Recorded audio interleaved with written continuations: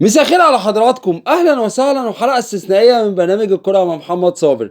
اكتب يا تاريخ 8/3/2024 التحديد المملكه العربيه السعوديه، مدينه الرياض، استاد الاول بارك. قمه ولا اروع ولا احلى في الفنيات والاخلاق الرياضيه. نهائي كاس مصر استثنائي برعايه موسم الرياض، برعايه معالي المستشار تركي آل الشيخ. انا من هنا من برنامج الكره مع محمد صابر كل الحب والتقدير والاحترام لمعالي المستشار تركي آل الشيخ. وانا من هنا من برنامج الكره مع محمد صابر كل التقدير والاحترام للخلوق دكتور اشرف صبحي وزير الشباب والرياضه، وكل التقدير والاحترام للاستاذ جمال علام رئيس اتحاد الكوره المصري. النهارده قمه ولا اروع ولا احلى، ولازم محدش بقى النهارده يقول لي يا محمد يا صابر في تعصب بعد اللي انا شفته النهارده في الرياض، وبالتحديد في استاد الاول بارك. الاهلاوي قاعد جنب الزملكاوي، شفنا التيشيرت الاحمر والتيشيرت الابيض، شفنا مبادره مصر بدون الوان.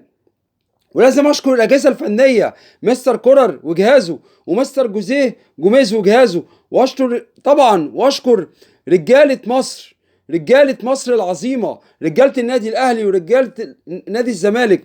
اخلاق ولا اروع ولا احلى، فنيات ولا اروع ولا احلى، علاقه هي دي العلاقه الطيبه. كمان ايام داخلين خلاص المعسكر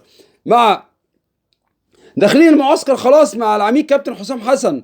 كل التمرينات الطبيعيه لكابتن حسام حسن وجهازه طبعا حتى الحلم 2026. شفنا الممر الشرفي اللي عمله رجاله النادي الاهلي، رجاله نادي الزمالك. محدش يقول لي تعصب تاني، محدش يقول لي تعصب تاني. هي دي الرياضه المصريه وهي دي الكره المصريه. النهارده انا قلت لحضراتكم امبارح احنا ما عندناش مهزوم، الكسبان مصر. الف مبروك لمجلس اداره النادي الاهلي، والف مبروك لجمهور النادي الاهلي، والف مبروك لجهاز الفني ولاعيبه النادي الاهلي. طبعا هارد لك لمجلس اداره النادي الزمالك وجمهور نادي الزمالك وجهاز فني ولاعيبه. لا البطوله دي هتزود النادي الاهلي في تاريخه، ولا البطوله دي هتنقص نادي الزمالك في تاريخه. نادي الاهلي كبير ببطولاته، بمجلس ادارته، بلاعيبته، بجهازه الفني، بجمهوره. ونادي الزمالك كبير بمجلس ادارته، بجهازه الفني، باللعيبه، بالجمهور. دول قطبي الكره المصريه، دول قوه ناعمه لمصر، الاهلي والزمالك. طبعا النهارده لازم اقول كل الشكر والتقدير للاستوديو التحليلي اللي احنا شفناه، ولا اروع ولا احلى. زمايلي المحترمين الاعلاميين، النهارده شفنا استوديو تحليلي عالمي. افضل مدرب في العالم مورينيو جاي عشان عارف كلاسيكو العرب، عارف قيمه الاهلي والزمالك، عارف ان هم قوه ناعمه لمصر، عارف ان المباراه دي بيشوفها العالم العربي كله. بجد النهارده مباراه ولا اروع ولا احلى في الفنيات والاخلاقيات.